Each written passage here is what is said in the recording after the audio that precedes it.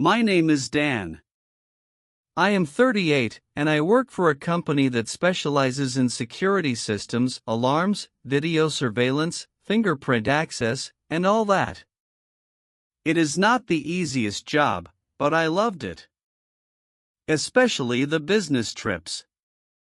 Maybe because they gave me time to think. Or to escape. I had been married to Selena for 11 years. We had gone through a lot together: loans, the death of her father, 2 miscarriages, countless arguments, and even more reconciliations. But the past year had been, to put it mildly, strange. It was like we were living together, but not really. Our conversations were reduced to household matters, sex became rare, and she was constantly glued to her phone. I did not want to suspect anything bad. I just blamed it all on fatigue. She worked at a marketing agency, big projects, demanding clients, late nights sometimes. I trusted her. I had always trusted her. But something changed during my last business trip to Chicago. I left for 4 days, a typical trip, a new project, a few meetings, nothing special. But on the very first night, I had a strange dream, as if I were standing in our bedroom, and someone else was lying in bed next to Selena. I could not see a face, only a shadow. She was laughing. And I stood there, unable to move. I woke up with a sweaty forehead. And for the first time in years, I decided to call her in the middle of the night. She did not answer. She texted back half an hour later, "Sorry, I was in the bathroom. Everything is fine. How are you?" There was something strange about that message. Something very cold. The next day, I installed on my old tablet a program we sometimes use for clients. It allows tracking the phone's location by syncing accounts. And yes, Selena and I still had the same Apple ID left over from when we first bought an iPad. I just wanted to calm myself down. But I saw that, during the night, she had not been at home. She was in a neighborhood I knew all too well. That was where my friend lived. My best friend, Jake. I stared at the map on the tablet screen, hoping it was some kind of mistake. Maybe she had just driven by. Or met someone there for work. Even though it was well past midnight. But the app showed it clearly: she had been on that street for over 2 hours. And barely moved. At Jake's apartment. I did not call. I was just angry. I wanted to throw the tablet out the window, but I forced myself to wait until morning. Then I texted Jake. "Hey bro, how's it going? Long time no see." He replied within a minute. "All good. You? Still in Chicago?" "Yeah. By the way, did anyone stop by your place last night?" There was no reply. An hour passed. Then 2. Still silence. Meanwhile, Selena sent me a selfie holding a coffee mug. In our kitchen. "Good morning, love, red heart." She had no idea I knew. And that hurt the most, the ease with which she lied. I decided not to come home on Friday as I had planned. I made up an excuse and stayed 2 more days. And in those 2 days, I started gathering everything I could. Old messages. Location logs. Saved photos. Turned out I had been blind for a long time. Far too long. Then, on Sunday morning, I returned. And I did not tell anyone. When I got up on Sunday, it was around 5:30 a.m. I grabbed a cab straight from the hotel and headed home. The entire ride, I kept replaying everything in my head, what I would say, how I would react, what I would do if I saw something. Though deep down, I was not even sure I wanted to see it. We lived in a townhouse on the edge of the city, a quiet neighborhood, friendly neighbors. It felt strange returning to a place I had longed for just a few days ago, and now feared stepping into. I slid the key into the lock quietly. The door opened without a sound. The house was dark, only a soft bluish glow from the early morning light filtered through the living room windows. I took off my shoes and walked into the kitchen.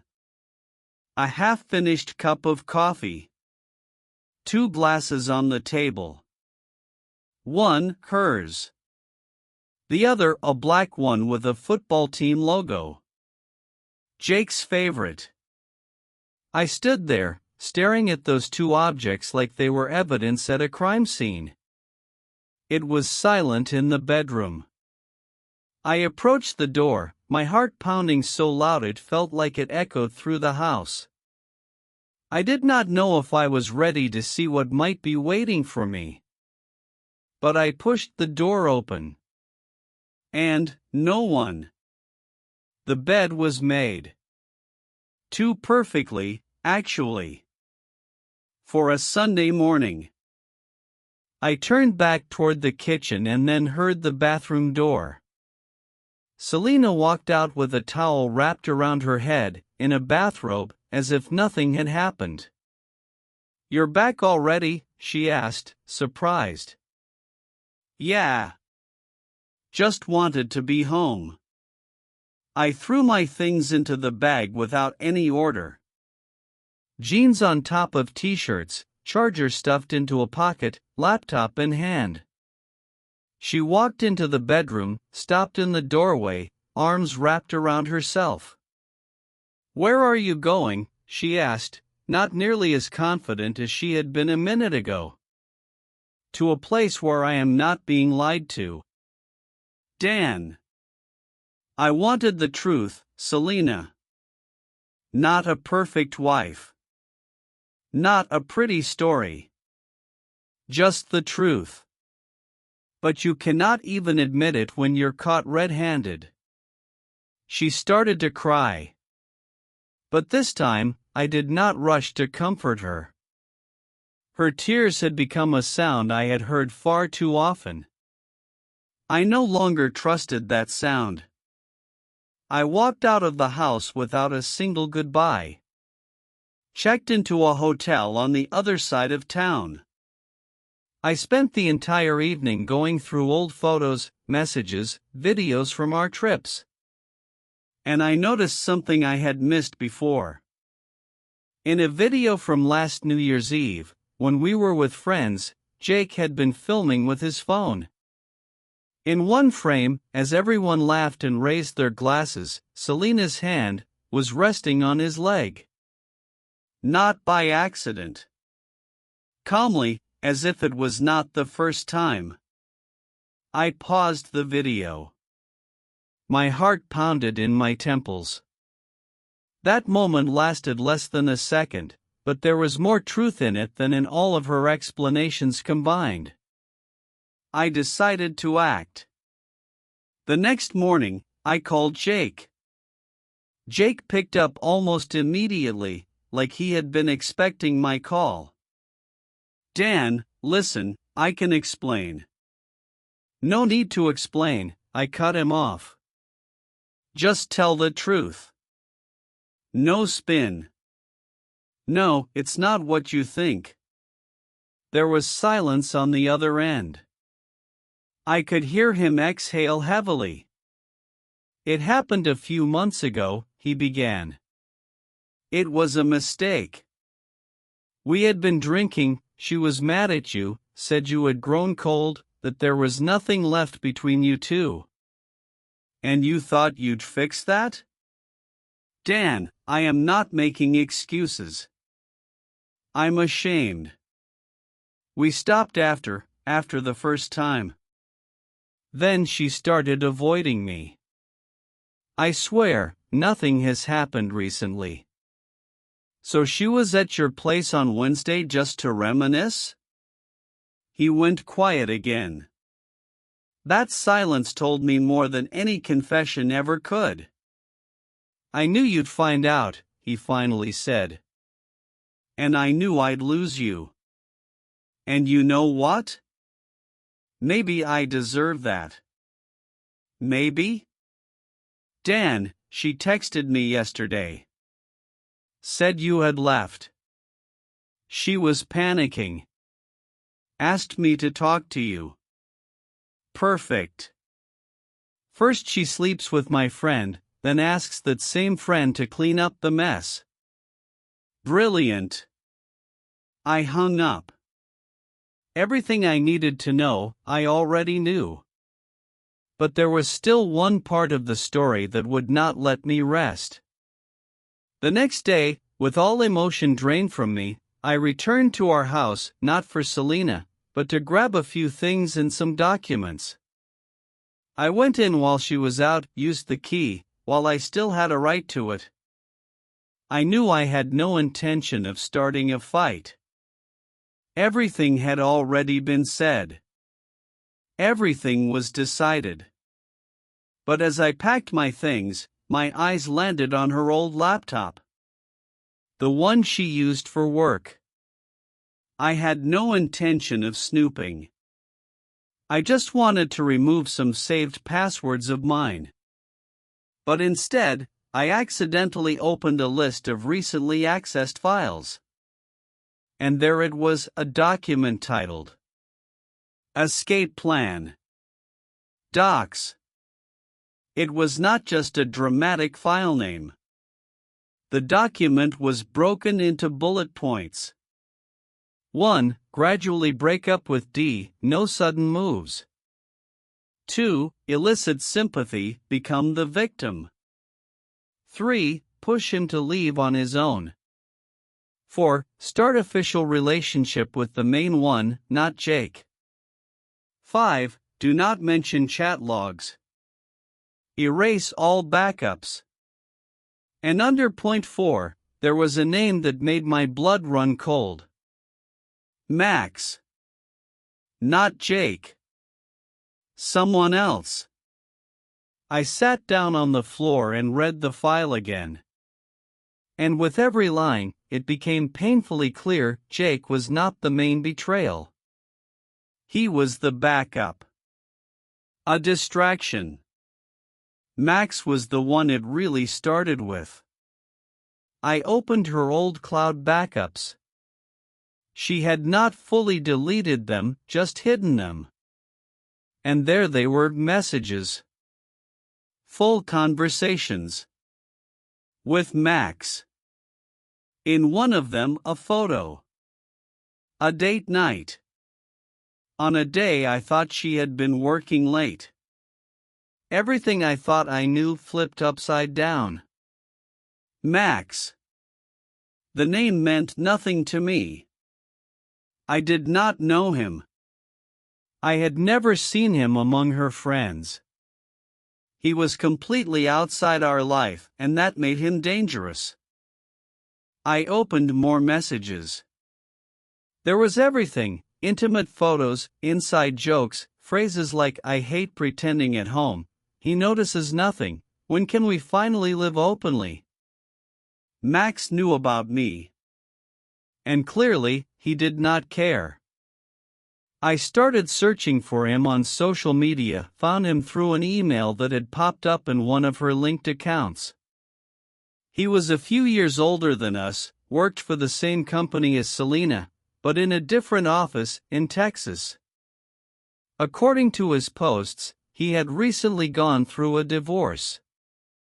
And he had 2 kids. Selena had been with him for a long time. Possibly even before the affair with Jake.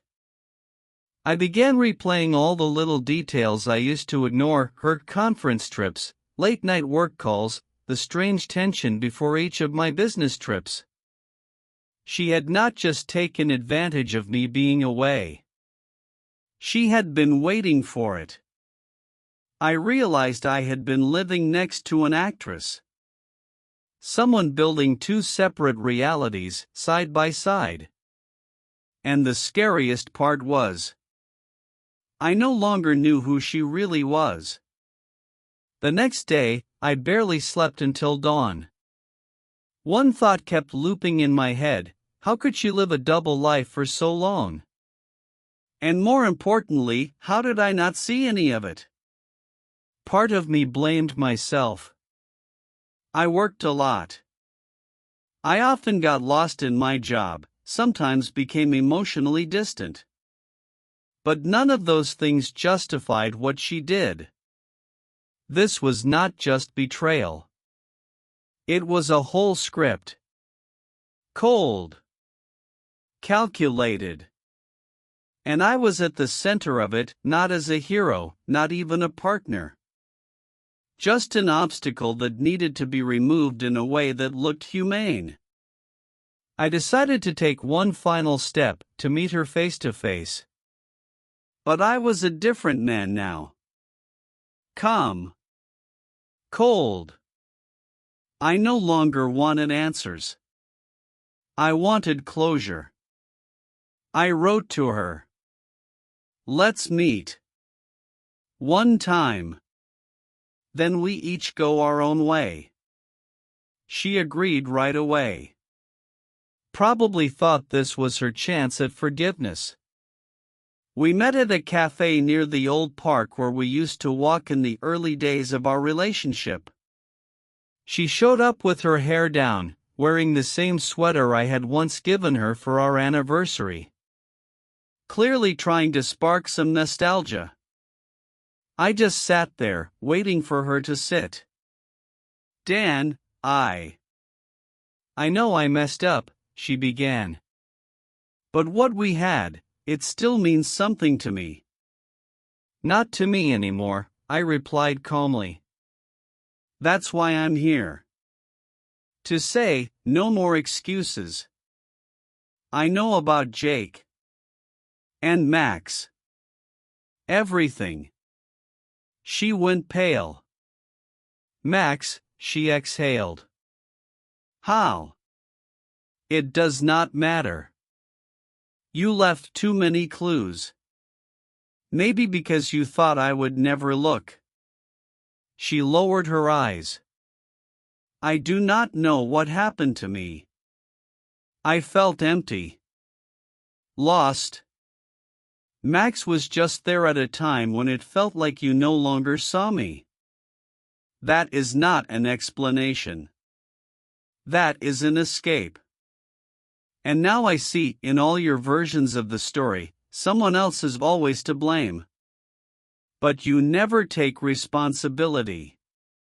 So what now? She asked. Is this it? I ended it already, Selena. A long time ago, inside me. Today I am just saying it out loud. I filed for divorce. And by the way, I met Max. She flinched. What? Do not worry. We did not fight. I just wanted to see who you really chose. And not better. Not worse than me. Just someone who happened to be there when you decided to destroy everything. But you know what? He had the same lost look on his face that I had when I first found out the truth. She said nothing. There was nothing left to defend with. Goodbye, Selena. I am not angry. I am free. I stood up and walked away without looking back. And for the first time in a long time, I felt like I could truly breathe. 6 months have passed since that day. I have not seen Selena again. I have not read her messages. I did not look for any updates about her. She tried to reach out, left voicemails, even showed up outside my new office. But I never opened the door. Not because I did not care, but because I had learned to tell the difference between pain and poison. And I refused to poison myself again. I moved. Took a break from work. Traveled solo, the US, a bit of Canada. Met new people. Listened a lot. Stayed quiet. Learned how to trust again, starting with myself. The thing that scared me most in this story was not the cheating itself. Not that she slept with Jake. Not even that she built a new life with Max. What scared me was how deeply she knew me and still chose to destroy me. Coldly. Without hesitation. Like a procedure. But that became my turning point. Because one morning, I woke up and realized I was no longer living in the past. I was not replaying scenes. Not wondering what I could have said differently. Not asking why she did what she did. I was just living. And you know what the biggest paradox is? If she had not betrayed me, I might never have discovered who I really am. I was a man who built his life around another person. Around her moods, her needs, her emotional shifts. But now, I am the center of my own world. And that is not selfishness, that is survival. So if someone ever asks me how this story ended, I will say, it did not end with betrayal or divorce. It ended with the birth of my true self. You should have said something, I would have made breakfast. I looked at her. And for the first time, I did not recognize the woman standing in front of me. I did not respond to her words. I just stared at her silently. She sensed the tension, set the kettle on, then sat across from me, folding her hands on the table. "What's wrong?" she finally asked. I slowly pulled out my phone, opened the tracking app, and brought up the map, pointing to the dot, her location from last Wednesday. Selena, that was not our address. That was Jake's apartment. At 2 in the morning. 2 hours without movement. She froze. Her eyes twitched slightly, but her lips stayed tightly pressed together. "So you were tracking me? That's all you have to say right now?" She sighed. Stayed silent for a while. Then finally spoke, slowly and quietly. "Yes, I was at his place. But not for what you think." "All right. Convince me." "We were drinking. I was angry at you. You're always away on business trips, and you've grown distant. I just wanted to talk to someone who would actually listen to me." At 2 a.m. At his place? For 2 hours? She said nothing. And I understood she was not going to admit anything. She was going to stick to that story until the very end. "Fine," I said. "If you won't tell the truth, I will find it myself." "Haven't you done enough?" she snapped. "You already made me out to be the bad guy, and you don't even know the whole story."